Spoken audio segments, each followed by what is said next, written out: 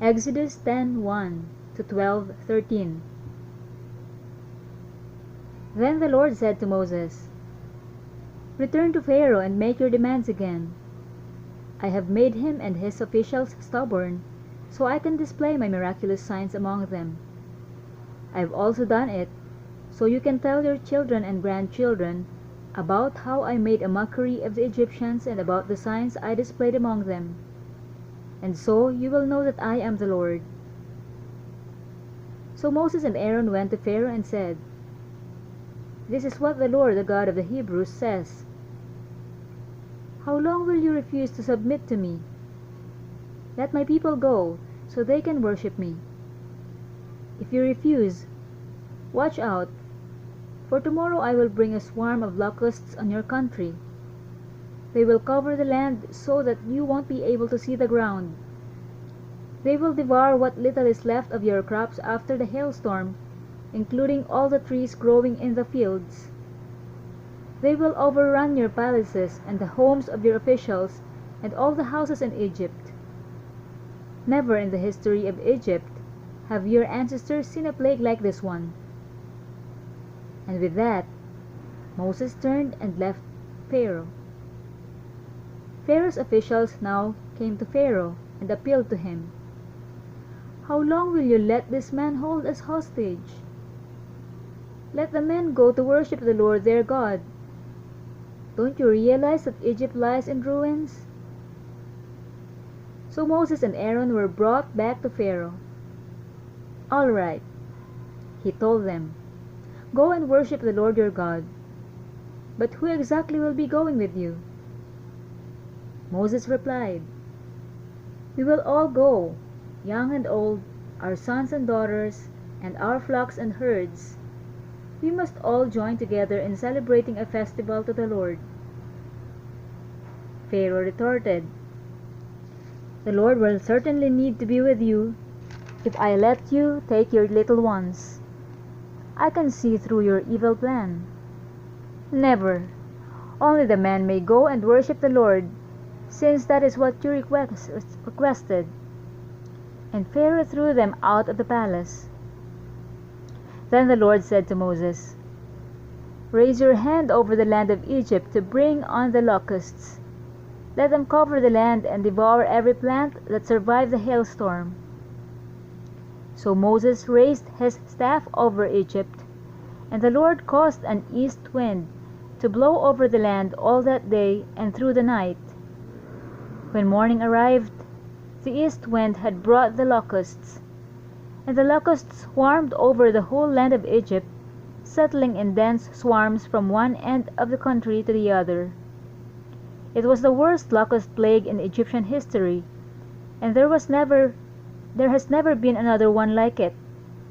For the locusts covered the whole country and darkened the land. They devoured every plant in the fields and all the fruit on the trees that had survived the hailstorm. Not a single leaf was left on the trees and plants throughout the land of Egypt. Pharaoh quickly summoned Moses and Aaron.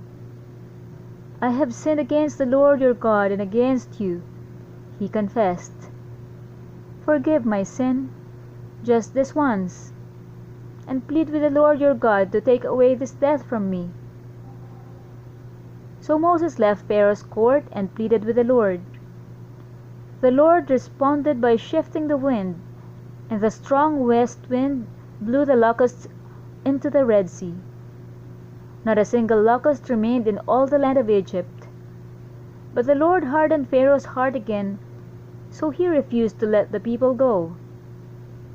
Then the Lord said to Moses, "Lift your hand toward heaven, and the land of Egypt will be covered with a darkness so thick you can feel it." So Moses lifted his hand to the sky, and a deep darkness covered the entire land of Egypt for 3 days. During all that time, the people could not see each other, and no one moved. But there was light as usual, where the people of Israel lived. Finally, Pharaoh called for Moses. "Go and worship the Lord," he said, "but leave your flocks and herds here." You may even take your little ones with you." "No," Moses said. "You must provide us with animals for sacrifices and burnt offerings to the Lord our God. All our livestock must go with us, too. Not a hoof can be left behind. We must choose our sacrifices for the Lord our God from among these animals, and we won't know how we are to worship the Lord until we get there." But the Lord hardened Pharaoh's heart once more, and he would not let them go. "Get out of here!" Pharaoh shouted at Moses. "I'm warning you. Never come back to see me again. The day you see my face, you will die." "Very well," Moses replied. "I will never see your face again." Then the Lord said to Moses, "I will strike Pharaoh and the land of Egypt with one more blow. After that, Pharaoh will let you leave this country. In fact, he will be so eager to get rid of you that he will force you all to leave. Tell all the Israelite men and women to ask their Egyptian neighbors for articles of silver and gold." Now the Lord had caused the Egyptians to look favorably on the people of Israel, and Moses was considered a very great man in the land of Egypt, respected by Pharaoh's officials and the Egyptian people alike. Moses had announced to Pharaoh, "This is what the Lord says: At midnight tonight I will pass through the heart of Egypt. All the firstborn sons will die in every family in Egypt, from the oldest son of Pharaoh, who sits on his throne, to the oldest son of his lowliest servant girl who grinds the flour. Even the firstborn of all the livestock will die. Then a loud wail will rise throughout the land of Egypt, a wail like no one has heard before or will ever hear again. But among the Israelites it will be so peaceful that not even a dog will bark. Then you will know that the Lord makes a distinction between the Egyptians and the Israelites. All the officials of Egypt will run to me and fall to the ground before me. Please leave," they will beg.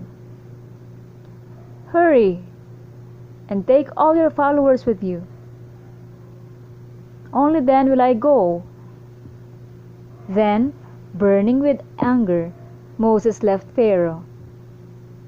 Now the Lord had told Moses earlier, "Pharaoh will not listen to you, but then I will do even more mighty miracles in the land of Egypt." Moses and Aaron performed these miracles in Pharaoh's presence, but the Lord hardened Pharaoh's heart, and he wouldn't let the Israelites leave the country. While the Israelites were still in the land of Egypt, the Lord gave the following instructions to Moses and Aaron. "From now on, this month will be the first month of the year for you. Announce to the whole community of Israel that on the 10th day of this month, each family must choose a lamb or a young goat for a sacrifice, one animal for each household. If a family is too small to eat a whole animal, let them share with another family in the neighborhood. Divide the animal according to the size of each family and how much they can eat. The animal you select must be a 1-year-old male, either a sheep or a goat, with no defects. Take special care of this chosen animal until the evening of the 14th day of this first month. Then the whole assembly of the community of Israel must slaughter their lamb or young goat at twilight. They are to take some of the blood and smear it on the sides and top of the door frames of the houses where they eat the animal. That same night, they must roast the meat over a fire and eat it along with bitter salad greens and bread made without yeast. Do not eat any of the meat raw or boiled in water. The whole animal, including the head, legs, and internal organs, must be roasted over a fire. Do not leave any of it until the next morning. Burn whatever is not eaten before morning. These are your instructions for eating this meal. Be fully dressed, wear your sandals, and carry your walking stick in your hand. Eat the meal with urgency, for this is the Lord's Passover. On that night I will pass through the land of Egypt, and strike down every firstborn son and firstborn male animal in the land of Egypt. I will execute judgment against all the gods of Egypt, for I am the Lord. But the blood on your doorposts will serve as a sign, marking the houses where you are staying. When I see the blood, I will pass over you. This plague of death will not touch you when I strike the land of Egypt. Matthew 20, 1-28.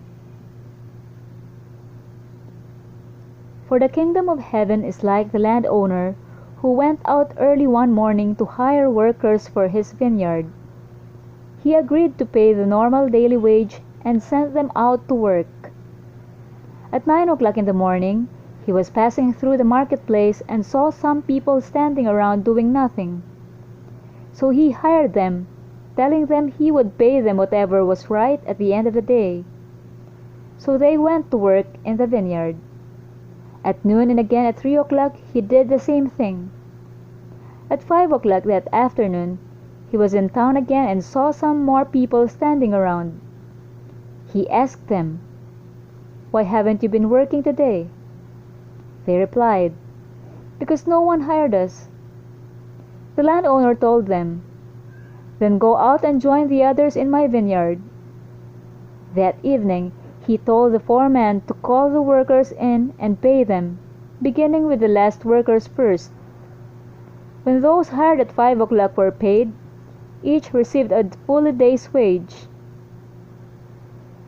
When those hired first came to get their pay, they assumed they would receive more, but they too were paid a day's wage. When they received their pay, they protested to the owner, "Those people worked only 1 hour, and yet you've paid them just as much as you paid us who work all day in the scorching heat."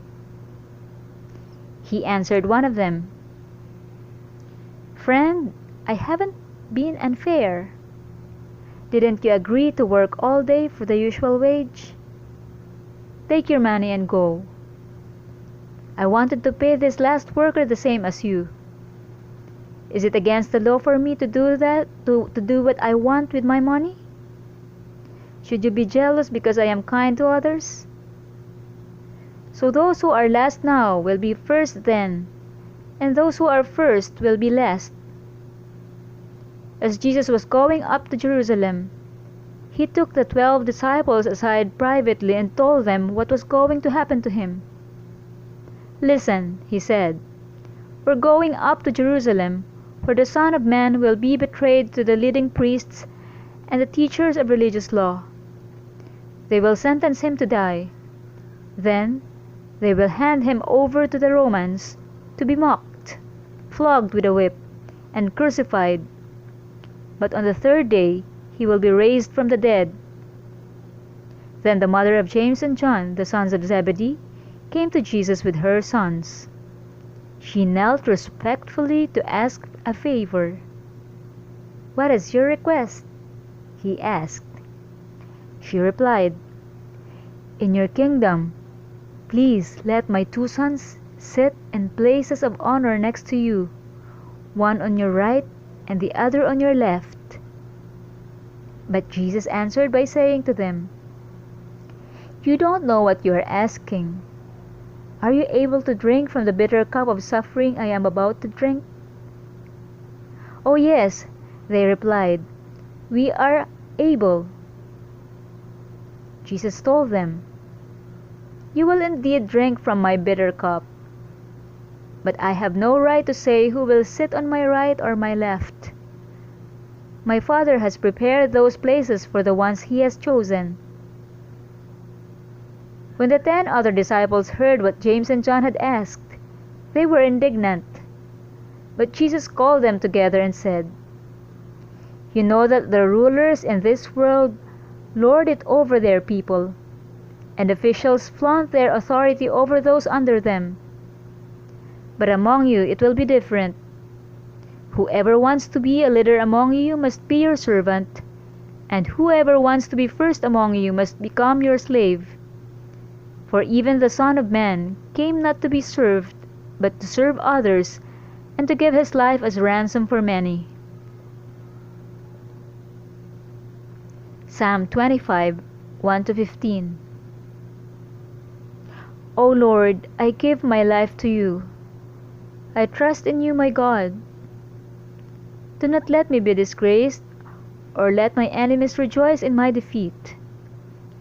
No one who trusts in you will ever be disgraced, but disgrace comes to those who try to deceive others.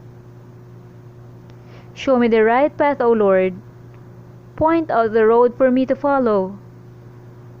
Lead me by your truth and teach me, for you are the God who saves me. All day long I put my hope in you. Remember, O Lord, your compassion and unfailing love, which you have shown from long ages past. Do not remember the rebellious sins of my youth. Remember me in the light of your unfailing love, for you are merciful, O Lord.